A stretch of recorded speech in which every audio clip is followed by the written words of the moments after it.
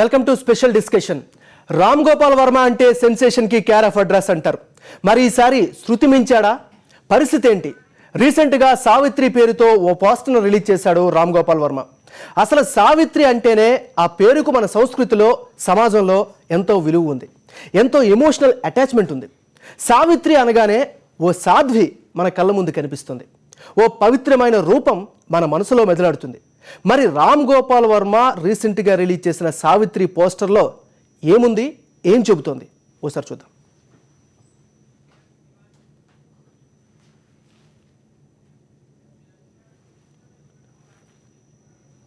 చెప్పే పాఠాలొద్దు టీచర్, బోరే కొట్టి చేస్తున్నాను టీచర్, అందాలు చూస్తే అయ్య బాబా సూపర్, రోజు చెప్పే పాఠాలొద్దు టీచర్, బోరే కొట్టి చేస్తున్నాను టీచర్. చూసారుగా, ఇది పోస్టర్ తీరు. ఇక్కడతో ఆగలేదు వర్మ. తనదైన ధోరణిలో ప్రెస్ నోట్ కూడా రిలీజ్ చేశారు. తన భావాల్ని అందులో తనదైన స్టైల్లో చెప్పారు. దాన్ని ఇప్పుడు మేము చూపించడమే కాకుండా నేను స్వయంగా చదివి వినిపిస్తాను. ఇది రామ్ గోపాల్ వర్మ గారు రాసినటువంటి ప్రెస్ నోట్. ఇందులో ప్రతి టీనేజర్ జీవితంలో ఒక సావిత్రి ఉంటుంది. నేను స్కూల్లో చదువుకునేటప్పుడు మా ఇంగ్లీష్ టీచర్ సరస్వతి అంటే నాకు పిచ్చెక్కిపోయేది. ఆ సరస్వతే నా సావిత్రి. అలాగే మీ జీవితాల్లో మీ టీచర్లో, మీ పక్కింటి లేదా ఎదురింటి ఆంటీలో, మీ అక్క ఫ్రెండ్ టీచర్లో ఇలా రకరకాల సావిత్రులు ఉండే ఉంటారు. అలా మీ అందరి జీవితాల్లో తారసపడిన ఆ సావిత్రులందరి ఇన్స్పిరేషన్తోనే ఈ సావిత్రి సినిమా స్టార్ట్ చేస్తున్నాను. ఈ సందర్భంగా మీ సావిత్రి ఎవరు అనే కాంటెస్ట్ మొదలు పెడుతున్నాను.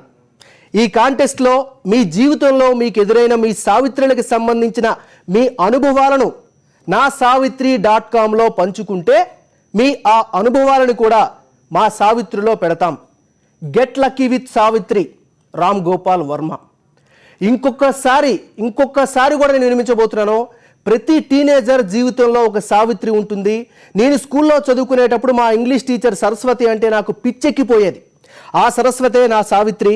అలాగే మీ జీవితాల్లో మీ టీచర్లో, మీ ఇంటి పక్కింటి వాళ్ళో లేదా ఎదురింటి ఆంటీలో, మీ అక్క ఫ్రెండ్సో, మీ ట్యూషన్ టీచర్లో ఇలా రకరకాల సావిత్రులు ఉండే ఉంటారు.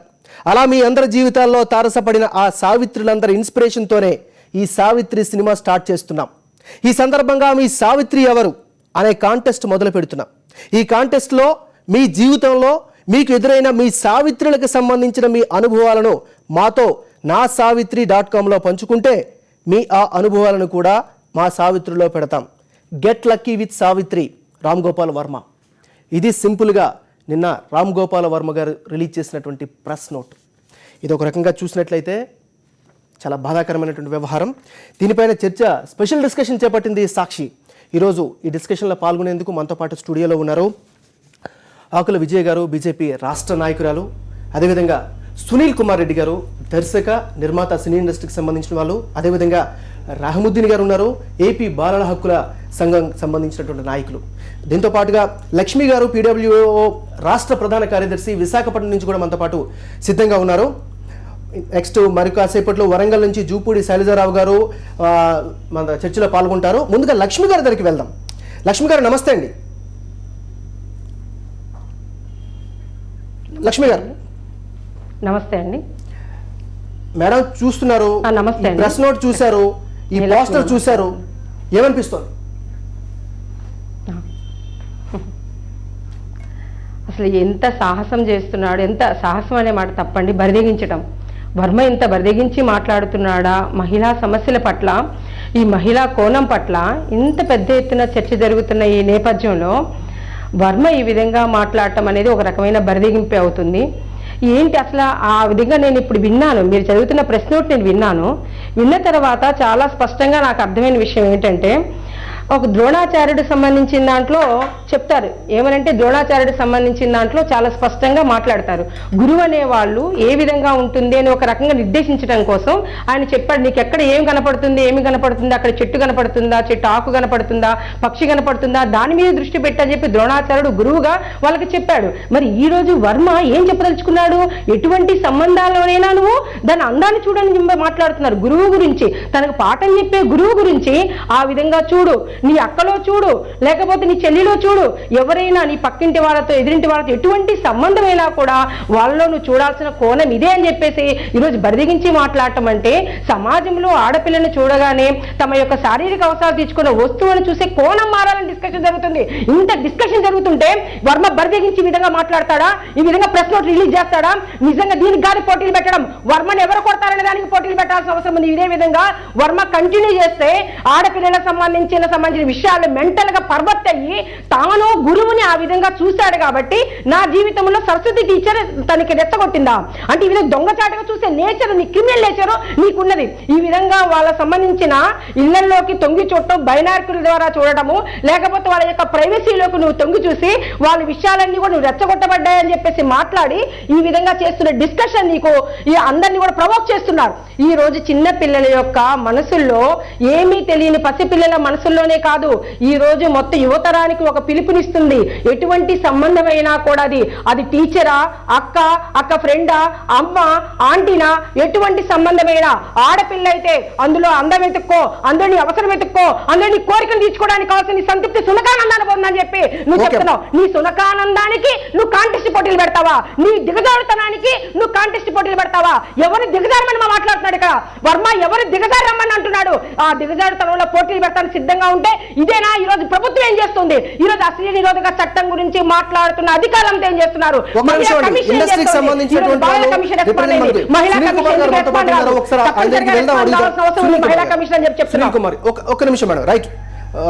సునీల్ కుమార్ గారు, ఈరోజు ఇండస్ట్రీకి సంబంధించి ప్రతి ఒక్కరు కూడా క్రియేటివిటీ గురించి మాట్లాడుతూ ఉంటారు. దీన్ని ఏ విధంగా క్రియేటివిటీ అని మనం అనుకోవాలి? సో వర్మ గారు యాజ్ అ ఫిల్మ్ మేకర్గా చాలామందికి ఇన్స్పిరేషన్ ఇచ్చినటువంటి ఒక director, no doubt about it. And Varma గారు ఏదైతే ఒక ఫిల్మ్ మేకర్ చేయాలనుకుంటాడో అది తన ఫస్ట్ పోస్టర్తోనే చేయగలిగారు. డెఫినెట్లీ వర్మ గారు must be enjoying this, because ఆ రికగ్నిషన్ లేకపోతే ఆ కాంట్రవర్సీ కానీ లేకపోతే సావిత్రి అనే టైటిల్ని కానీ తీసుకొని వెళ్ళడంలో సక్సెస్ఫుల్ అయ్యారు. అండ్ యాజ్ అ ఫిల్మ్ మేకర్గా ఆ యాంగిల్లో చూస్తే సక్సెస్ఫుల్ అయిన విషయమే కానీ ఇది ఎక్కడ సక్సెస్ఫుల్ అండి? నో డెఫినెట్లీ ఒక film there is no bad publicity అనేది ఇండస్ట్రీ కూడా నమ్మే ఒక విషయం అండి. Publicity is publicity. Industry publicity no అంటే see I am not defending anybody in this. నేను చెప్తున్నది ఏంటంటే this is a basic thing. ఒక సినిమా మనం తీసినప్పుడు అది పబ్లిక్ లో తీసుకువెళ్ళడం నీచత్వంలో ఆయన ఒక ప్రమోట్ అయ్యారు అంటే చరిత్ర నిలబట్ట నీచత్వం కూడా కావాలన్నమాట. నీచుల్లో ప్రమోషన్. ఒక ఫిల్మ్ మేకర్ తన ప్రోడక్ట్ ని ప్రమోట్ చేయాలని అనుకోవడంలో చేసిన పనుల విషయంలో సక్సెస్ఫుల్ అయినప్పటికీ కూడా ద ఓన్లీ ఆస్పెక్ట్ ఏంటంటే వర్మ గారు తీసుకున్నది చాలా సీరియస్ ఇష్యూ అండి. అండ్ 100% ఇది లేదు అని నేను చెప్పడం లేదు, కానీ దీన్ని జనరలైజ్ చేస్తున్న టాపిక్ గురించి మీరు ఏదైతే అంటున్నారో దాన్ని డెఫినెట్ గా ఖండించాల్సిన అవసరం ఉంది. యాజ్ ఎ ఫిల్మ్ మేకర్ గా కాదు, యాజ్ ఎన్ ఇండివిజువల్ గా నేను చెప్తున్నాను. డెఫినెట్ గా అండి. ఇప్పుడు ఎందుకంటే సినిమా తీస్తారా తీరా ఏ విధంగా ఉంటుంది పక్కన పెడితే ఈరోజు ప్రెస్ నోట్ కూడా ఆయన చాలా క్లియర్ గా చెప్పారు. ఆయన ఏం చేయబోతున్నారు, ఏం తీయబోతున్నారు, ఆయన కాన్సెప్ట్ ఏంటనేది మనకి ఈజీగా ఆయన అఫీషియల్ గా రిలీజ్ చేసిన ప్రెస్ నోట్. ఒక్కసారి మనం విజయ్ గారి దగ్గరికి వెళ్దాం. విజయ్ గారు, మీరు చూస్తుంటే మీకు ఏమనిపిస్తుంది? ఆయన ప్రెస్ నోట్ ఎస్పెషల్లీ మీకు కూడా సెండ్ చేయడం జరిగింది, మీరు ఎట్లా రియాక్ట్ అవుతారు? ఈరోజు రామ్ గోపాల్ వర్మ గారు మహిళల ఆత్మ గౌరవం మీద కొట్టినటువంటి సందర్భం. ఎందుకంటే గురువు అంటే ఎవరండి? తల్లిదండ్రుల తర్వాత టీచర్ని మన తల్లిదండ్రులతో సమానంగా చూసినటువంటి సందర్భం. ఈరోజు పిల్లలు ఈ పక్కదో పడుతున్నటువంటి సందర్భం అనేకంగా ఇప్పుడు ఈ సమాజంలో చూస్తూ ఉన్నాం. ఇలాంటి సమయంలో ఇంకా బయటకు పోయి పిల్లలు ఎక్కడో ఎవరినో లవ్ చేయడమా ఇంకేదో దరిద్రపు దారులు పడుతున్నటువంటి పిల్లల్ని ఈరోజు ఒక మంచి విషయాలు భవిష్యత్తు కొరకు లేదా వాళ్ళ విద్యని పెంపొందించేటువంటి టీచర్ మీదనే ఈరోజు రామ్ గోపాల్ వర్మ గారు ఇలాంటిది చూపించిన తర్వాత ఆ పిల్లలు ఏ విధంగా చదువుతారండి? ఇంకా ఆ పిల్లలు రేపు రాబోయే రోజుల్లో వాళ్ళ భవిష్యత్తు ఏంటి? ఈరోజు రామ్ గోపాల్ వర్మ గారికి మేము ఒక వార్నింగ్ ఇస్తూ ఉన్నాము.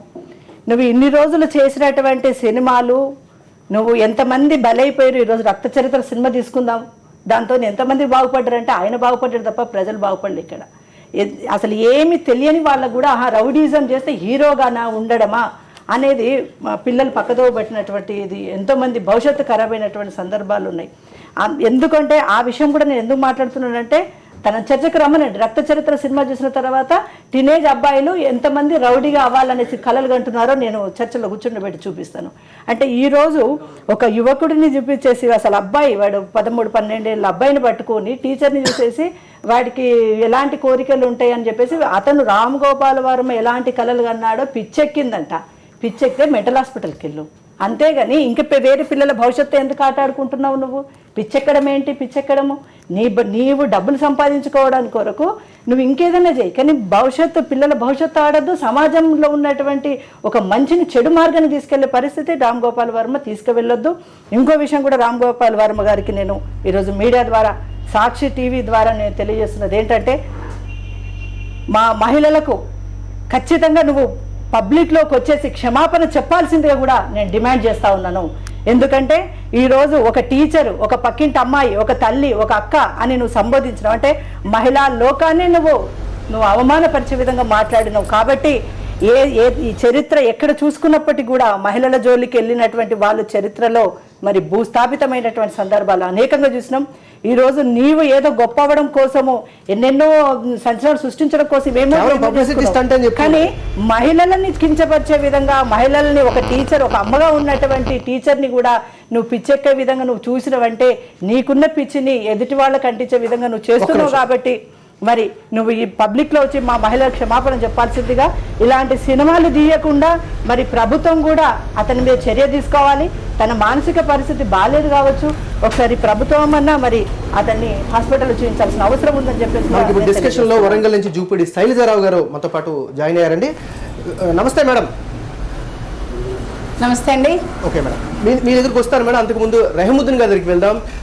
బాలల హక్కులకు సంబంధించినటువంటి సభ్యులు సార్, ఈరోజు మార్నింగ్ కూడా ఇదే అంశం పైన సాక్షి ప్రత్యేకమైనటువంటి చర్చలు చేపట్టింది. అచ్యుతరావు గారు కూడా వచ్చి పాల్గొన్నారు. ఆల్రెడీ సుమోటోగా కూడా కేసును మేము స్వీకరించామని కూడా చెప్తున్నారు. ఒకసారి సుమోటో విషయంలో కాసేపు పక్కన పెట్టి కాసేపు తర్వాత మళ్ళీ వస్తా. అసలు ఈ విధంగా పిల్లల్ని టార్గెట్ చేయడం ఎంతవరకు కరెక్ట్? అసలు పిల్లలు, మహిళలు అనేది సమాజంలో లీస్ట్ ప్రయారిటీగా ఉన్న అంశం అండి మన సమాజంలో.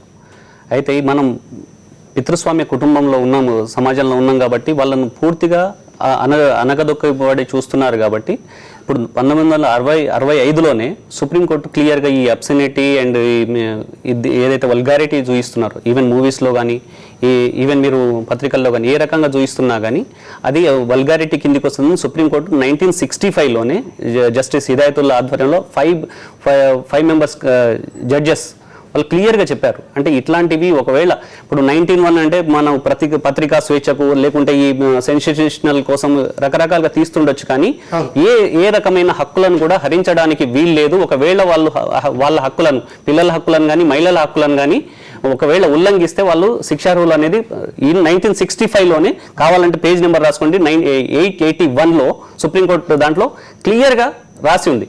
అంటే ఆ పేజ్ నెంబర్లో ఏం చేశారంటే, ఈయన కూడా రంజిత్ బి ఉదేశి అనే అతను వర్సెస్ స్టేట్ ఆఫ్ మహారాష్ట్ర ఈ కేసులో ఏం చేశారంటే, నేను కూడా నాకు ఎక్స్ప్రెస్ చేసే హక్కు ఉంది కదా 1901 ప్రకారం, నాకు కూడా నేను freedom of speech and expression ఉంది కదా అనేది ఆయన అప్పీల్కి వెళ్ళాడు. అప్పీల్కి వెళ్ళినప్పుడు సుప్రీంకోర్టు ఏం చెప్పిందనంటే, ఇట్లాంటివి మీకు ఉండొచ్చు కానీ వేరే వాళ్ళ హక్కులను హరించడానికి వీలు లేదని కరాఖండిగా అప్పుడు సుప్రీంకోర్టు చెప్పింది. ఆ తర్వాత ఇండిసెంట్ రిప్రజెంటేషన్ ఆఫ్ ఉమెన్ 1986లోనే యాక్ట్ వచ్చింది. ఆ తర్వాత యంగ్ పర్సన్స్ హార్మ్ఫుల్ పబ్లికేషన్ అనేది 1956లో యాక్ట్స్ వచ్చినాయి. ఆ తర్వాత ఇన్ఫర్మేషన్ టెక్నాలజీ యాక్ట్ వచ్చింది 2000లో. ఇవన్నీ చట్టాలు ఉన్నా కానీ వాళ్ళు ఎందుకు ఉల్లంఘనకు గురవుతున్నాయి అని అంటే, ఇట్లాంటి పబ్లిసిటీ స్టంట్ కోసము, లేదు అంటే ఈ పబ్లిసిటీ స్టంట్ను ఆసరాగా పెట్టుకొని మహిళల్ని, పిల్లల్ని కించపరుస్తామనంటే ఈ ఎఫెక్ట్ ఎక్కడ పడుతుందనంటే, రేపటి రోజు భవిష్యత్ తరాలు మన భవిష్యత్తు నిర్మించుకునేది పిల్లలే. కాబట్టి ఆ పిల్లల్ని మీరు ఓ రకంగా క్రిమినల్స్ని తయారు చేస్తుంది. ఇప్పుడు మేము చూస్తున్న దాదాపు 20 సంవత్సరాల నుంచి మేము పనిచేస్తున్న బాలల హక్కుల కోసం ఏదైతే పనిచేస్తున్నామో అదే కమిషన్ అబ్జర్వ్ చేసింది ఏంటంటే, ఎప్పుడైతే చిన్న వయసులో ఏదైతే ఇంపాక్ట్ పడుతుందో అది దాదాపు కొన్ని సంవత్సరాల తరబడి ఉంటుంది. ఓకే, ఒక్క నిమిషం అండి, ఒకసారి శైలజారావు గారి దగ్గరికి వెళ్దాం. శైలజారావు గారు, ఇప్పుడు మనం క్లియర్గా చెప్తున్నా, చట్టాలు చెప్తున్నాయి, న్యాయస్థానాలు చెప్తూ ఉన్నాయి, ప్రత్యేకమైన చట్టాలు కూడా దీని మీద ఉన్నాయని చెప్తున్నారు. అయితే కానీ ఇలాంటి పరిస్థితుల్లో ఇన్ని ఉన్నప్పటికీ కూడా ఈయన విడుదల చేసినటువంటి ప్రెస్ నోట్ని కానీ లేకపోతే పోస్టర్ని కానీ ఏ విధంగా చూడాలి? నిజంగా చెప్పాలంటే చాలా దౌర్భాగ్యంగా ఉన్నదండి. ఇవాళ మేము చూసిన దగ్గర నుంచి రామ్ గోపాల్ వర్మ గారు ఏది చేసినా నేను సెన్సేషన్ చేస్తున్నా అని ఏదో తనకి తానుగా గొప్పగా చెప్పుకుంటూ ఏదో చెప్తున్నాడు. కానీ మహిళల పట్ల ఆయనకున్న చులకన భావన మళ్ళొక్కసారి బయటపడింది. ఆయన సినిమాల్లో కూడా మహిళలకు ఎక్కడ విలువ ఇచ్చిలేదు, అంగాంగ ప్రదర్శన చేస్తాడు. తర్వాత ఇవాళ ఒక టీచర్ని తనకున్న దుర్బుద్ధిని కూడా బాహాటంగా బయటకు వచ్చి చెప్పినాక కూడా ప్రభుత్వాలు ఆయన పైన శిక్ష చేయకపోవటము, ఆయన ఇమ్మీడియట్గా కస్టడీలోకి తీసుకొని రిమాండ్కి పంపించి మహిళలందరి పక్షాన ఆయన కేసు పెట్టాల్సిందిగా నేను డిమాండ్ చేస్తున్నాను మీ ద్వారా. ఎందుకంటే సినిమా అనేది ఒక మాధ్యమం, ప్రజల దగ్గరికి చాలా దగ్గరకు పోయి గుండెలకు హత్తుకుపోయేటట్టు ఉంటుంది. ఆ యొక్క స్టేట్మెంట్ ఏదైతే ఉన్నదో అది కూడా ఆయన పబ్లిసిటీ ఇచ్చుకొని ఒక మీడియాని మధ్యమంగా ఉపయోగించుకొని మహిళల్ని ఎంత అనాగరికంగా చూశాను అని చెప్పి ఆయన చెప్పిన దాన్ని చూసి కూడా మనం ఆయన పైన యాక్షన్ తీసుకపోవడం కూడా చాలా తప్పుగా నేను అంటున్నాను. ముందు ఇలాంటి వాటిని అరికట్టినట్టయితే రాబోయే రోజుల్లో మహిళలపైన అత్యాచారాలు జరగవు. యావత్ మహిళా లోకం ఆయన మీద తీవ్రంగా చాలా ఉద్యమంగా మాట్లాడుతున్నాం, చాలా తీవ్రంగా ఉన్నాం మేమందరం. ఒక మహిళను తల్లిగా చెల్లిగా చూడని ఆయన సంస్కారహీనుడిని ఇమ్మీడియట్గా గవర్నమెంట్ అరెస్ట్ చేయాలి, రిమాండ్ పంపించాలి. ఆయన పైన అందరు మహిళల పక్షాన కేసు నమోదు చేయాల్సిందిగా డిమాండ్ చేస్తున్నాం. ఎందుకంటే ఒక సినిమాని ఆసరా తీసుకొని నేను మహిళని ఎన్ని రకాలుగా చూశానో అన్ని రకాలుగా సినిమాలో ఇంకా చూపిస్తాను అని చెప్పి ఒక విషయాన్ని సమాజం పైన చిమ్మడానికి ప్రయత్నం చేస్తున్నాడు. ఇప్పటికే మహిళపై అనేక అరాచకాలు జరుగుతున్నాయి, రోజుకో కేసులు మైనర్ బాలికల పైన కేసులు జరుగుతున్నాయి, మైనర్ అన్యాయం అత్యాచారాలు జరుగుతున్నాయి. ఇలాంటి సమయంలో ఇంకా పిల్లల పైన టీచర్లు కూడా చూడండి అని చెప్పి ప్రేరేపించే తీరుగా ఆయన చెప్పడం అనేది దౌర్భాగ్యం. ఇట్లాంటి సంస్కారం ఉన్న మనిషికి తప్పకుండా ప్రభుత్వాలు తగిన శిక్ష విధించాలని, అలాంటి సినిమా తీయకముందే ఆయన లోపల పెట్టాల్సిందిగా కోరుకుంటున్నాను నేను మీ ద్వారా. ఒక నిమిషం వైజాగ్ మళ్ళీ వెళ్దామండి లక్ష్మి గారి దగ్గరికి. లక్ష్మి గారు మీరు చెప్పండి, ఇక్కడ ఉన్నటువంటి మన విజయ్ గారు కావచ్చు లేకపోతే కొంతమంది చెప్తున్నారు, ఇందులో ఒక సెంటెన్స్ ఉందండి చాలా, మా ఇంగ్లీష్ టీచర్ సరస్వతి అంటే నాకు పిచ్చెక్కిపోయేది. ఇది ఏ విధమైనటువంటి సెన్స్ ఇస్తుంది, మనం ఏ విధంగా అర్థం చేసుకోవాలి? అంటే తను ఏ సంబంధంలోనైనా ఆ వ్యక్తిని ఒక ఆడపిల్లని తన శారీరక వస్తువు తీర్చుకునే వస్తువుగానే చూస్తున్నాడు వర్మ అనేది అర్థమైంది. చాలా స్పష్టంగా ఆయన గురువులో అట్లాంటి దృక్కోణమే చూశాడు. అంటే ఆయన చూసిన దృక్కోణాన్ని ఇదిగో మీరందరూ చూడండి అని చెప్పేసి మనకు ప్రచారం చేస్తున్నాడు. ఇదిగో మీరు చూడాల్సిన కోణం అది కాదు సుమా ఇది, కాబట్టి మీరు ఆ మనుషులు ఇట్లాంటి కోణం చూడండి అని చెప్పేసి అన్ని సంబంధాన్ని వలగలై చేస్తున్నాడు ఆయన. కాబట్టి ఇప్పుడు ఈరోజు వర్మ కమిషన్ చెప్పింది ఏంటి, ఆధిపత్య భావజాలాన్ని భద్ర కొట్టడం, ఈరోజు స్త్రీ పురుషులిద్దరు సమానమే, వాళ్ళని శరీరం ద్వారా కాదు గుర్తించడం, వాళ్ళకి సంబంధించిన శక్తి సామర్థ్యాల ద్వారా గుర్తించండి అని చెప్తే ఈరోజు ఆడపిల్లల్ని సంబంధించిన దాంట్లో అందం చూడండి, నగ్నత్వం చూడండి, అందం చూడలేకపోతే మీరు కళావిహీనులు అని చెప్పేసి ఈరోజు డైవర్ట్ చేస్తున్న దీని ద్వారా ఆయన చరిత్రలో స్థానం పొందాలనుకుంటున్నారు. చరిత్రలో ఉద్ధారకులు స్థానం పొందుతారు, చరిత్రహీనులు స్థానం పొందుతారు. ఈరోజు వర్మ గారు ఈరోజు చరిత్రహీనులుగా గారని కూడా అంటానికి ఆ మాత్రం అర్హత ఉన్న వ్యక్తి కాదు ఆయన. ఈరోజు చరిత్రలో హీనుడు, ఆ చరిత్రహీనం ద్వారా ఈరోజు సమాజంలో ఆయన స్థానం పొందాలనుకుంటున్నారు చరిత్రలో. ఎందుకనంటే ఈ గతంలో తెలుసు, శివ సినిమా తీసిన తర్వాత ఈరోజు పెదనందిపాడు, తెనాలి అనేక కాలేజీల్లో సైకిల్ చైన్ తీసుకొని ఎంతమంది విద్యార్థులు కొట్టుకున్నారు, తమకి ఇన్స్పిరేషన్ శివ అని చెప్పి, శివ చైన్ సైకిల్ చైన్ అని చెప్పి ఎంతమంది విద్యార్థులు చాలా చాలా గర్వంగా చెప్పుకున్నారనే దాన్ని చాలా చెప్పాడు. అంటే నేను తీసుకొచ్చిన సినిమా మాధ్యమం ఈ రోజు యువతరాన్ని మీద అంత ప్రభావం చూపిస్తుందని చెప్పిన వర్మ ఈ రోజు తను ఎటువంటి భావజాలాన్ని, ఎటువంటి యొక్క సందేశాన్ని సమాజానికి ఇవ్వదలుచుకున్నాడు వర్మ అని మేము మహిళా సంఘాలుగా ప్రశ్నిస్తున్నాం. ఇదేనా నీ నీచత్వం? నీ నీచత్వాన్ని సమాజానికి వెదజల్లి అది సమాజం యొక్క ఆమోద ముద్రగా అంటే సమాజంలో స్థిరీకరింపజేసి ప్రతి సంబంధంలో కూడా నువ్వు ఇదే వెతుక్కో, అక్క చెల్ల ఎదురింటి ఆంటీనా పక్కింటి ఆంటీనా ఆఖరికి గురువులో కూడా నువ్వు ఇదే వెతుక్కో అని చెప్పి చూపిస్తున్నాడు. అంటే ఎంత హీనమైందండి గురువుని ఆ విధంగా చూడటం, అంటే ఎంత హీనపరచడం, గురువు స్థానాన్ని ఎంత హీనపరచడం, తల్లి స్థానాన్ని, ఆంటీ స్థానాన్ని, అక్క స్థానాన్ని, అక్క స్నేహితుల యొక్క స్థానాన్ని. ఈ రోజు అక్కను చూసిన వాడు స్నేహితులు, అక్క స్నేహితురాల్ని ఈ రోజు ఆ కోణంతో చూసిన వాడు అక్కను ఆ కోణంతో చూడడా, ఈ రోజు చెల్లి ఆ కోణంతో చూడడా, పక్కింటి ఆంటీని ఆ విధంగా చూడటం అలవాటు చేసుకున్నవాడు, దాని ద్వారా తృప్తి పొందినవాడు ఈ రోజు తల్లిని ఆ కోణంతో చూడడా. అంటే ఎటువంటి సంబంధంలోనైనా నువ్వు అందాన్ని ఎత్తుక్కో, తృప్తి పొందు, సునకానందాన్ని పొందు. ఈ సునకానందాన్ని బయటికి వ్యక్తం చేస్తూ సామాజిక ఆమోద ముద్ర వేయించుకోవడం కోసం, ఇది కరెక్ట్ అని చెప్పడం కోసం ఈ విధంగా చూసిన తప్పు కాదు, అందులో అందం ఉందని చెప్పి మాట్లాడుతున్నారు. ఈ రోజు మా విశాఖపట్నం ఇలాంటి వాళ్ళు తయారయ్యారు, విశాఖపట్నంలో ఇలాంటి అగర్వాల్ లాంటి వాళ్ళు తయారై అందంలో నగ్నత్వంలో అందరం చూడండి, మీకు అందం చుట్టూ రావడం లేదు, మేము అందం చూపిస్తామని చెప్పేసి ఈ రోజు అందాల పోటీలు అనే పేరు మీద బరిదెగించి ఇట్లాంటి వ్యవహారం చేస్తున్నారు. మేము తప్పకుండా చెప్తున్నాం, ఈ రోజు ఆడపిల్లల మీద ఇంత రకమైన హింస జరగడానికి, అత్యాచారాలు జరగడానికి, వాళ్ళని ఈ రోజు వ్యాపార వస్తువుగా మార్చి ఈ రోజు సున్నితమైన భావోద్వేగాల్ని రెచ్చగొట్టి వాళ్ళ పశుత్వాన్ని నింపి దీనన్నిటికీ కారణమవుతున్న వీళ్ళ పట్ల ప్రభుత్వం ఏం మాట్లాడుతుంది, ఏమి చర్యలు తీసుకుంటుందని వెంటనే రెస్పాండ్ అయ్యి చర్యలు తీసుకొని వెళ్ళా వెంటనే మరుసటి రోజు నుంచే దీని మీద ఆందోళన కార్యక్రమాలు నిర్వహిస్తాం. ఆందోళన కార్యక్రమం వర్మ దిష్టి బొమ్మలు ఊరు వాళ్ళ తగలేస్తాం. ఇదే కనుక కంటిన్యూ చేస్తే, ఇదే కనుక స్థిరీకరించాలని ప్రయత్నం చేస్తే వర్మ లాంటి వాళ్ళకి ఆడపిల్లలు ఈ గతిలో విధంగా నిరూపించాలి చూపిస్తే ఇదే గతి పడుతుందని మహిళా సంఘాలు. ఒక్క నిమిషం, మన బాలల హక్కుల సంఘం రహీముద్దీన్ గారి దగ్గరికి వెళ్దాం. రహీముద్దీన్ గారు, ఈరోజు ఒక స్టేట్మెంట్, ఎందుకంటే మనం మాట్లాడేటప్పుడు కానీ లేకపోతే వ్యవహరించే తీరు బట్టి ఎదుటి వాళ్ళ ఆనందాన్ని కలిగిస్తుంది, ఆవేదనని కల్పిస్తుంది, అదేవిధంగా ఒక రకమైన ఉద్రేకతను కూడా కల్పిస్తుంది. ఈరోజు మహిళా లోకమంతా కూడా చూస్తూ ఉంటే మనం చాలా చాలా బాధపడేటువంటి పరిస్థితి. ఇప్పుడు మన ముందు ఉన్నటువంటి ఆప్షన్ ఏంటి, మీరేం చేయబోతున్నారు? ఒకటేంటంటే ఈ సినిమా మాధ్యమము మన కల్చర్ని మొత్తాన్ని చెడగొట్టిందండి. ఒకటి క్లియర్ కట్గా చెప్పాలని అంటే ఇప్పటికి కూడా ప్రతి స్కూల్లో కానీ కాలేజీలలో కానీ లెక్చర్స్ పిల్లలు ఎట్లా కామెంట్ చేస్తున్నారని ప్రతి సినిమాలో ఇంచుమించు చేస్తున్నారు. అదే రకంగా ఇప్పుడు మేము రెగ్యులర్గా చూస్తున్న కేసులలో కూడా చాలా కేసులలో లెక్చర్ని స్టూడెంట్ కామెంట్ చేశాడు అనేది చాలా వరకు వస్తున్నాయి.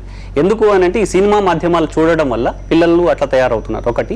రెండో విషయం ఏంటంటే ఇప్పుడు ఏదో రకంగా చేస్తాము అని అనడానికి వీలు లేదు.